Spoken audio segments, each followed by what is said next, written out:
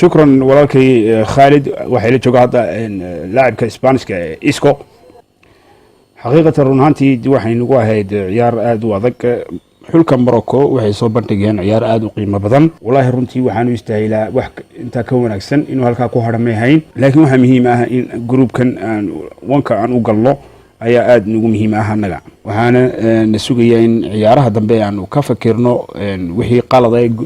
soo maray imka ciyaaraha saddexda ciyaarada soo ciyaarnay iska ilaalino digtooniyaan ku sameeyno markaas ayaan nasugayaa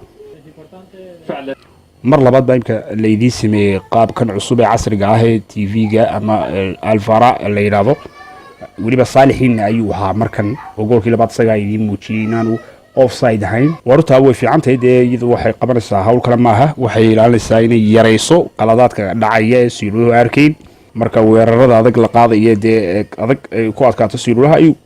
ku noqonaya markaas uu weydiinaya qoladaas ku shaqaale siluhayaasha iyaguna ah imka maadaama ugu horeysaan ba groupka طبعا ciyaartan ba waxa la leeyahay ruushka ka waran makulaad kaana ciyaartaasi runtii waa xul la iska ilaalin karayo waayo gool fara badan bay ku xareeyeen groupkoodii hadda wada ku dhiibaya mikrofoonka walaalka Khalid waxaana ku sheegaya Isco waxa loo doortay ciyaartooyga ugu wanaagsan ciyaartaasi waad ku mahadsantahay walaalkay Ashraf runtii Isco wuxuu yahay ciyaartooy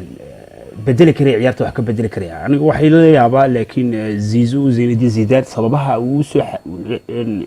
ريال مدريد لين أبو نيكا وقولي قوي كيو وحاس ذرك السوق قبل ما تكوكا دوكا كري ما هذا لاعب أساسي حلك إسبانيسكا وذاك تعدي سو وحقوق بدل عيارها ذرك السوق مركا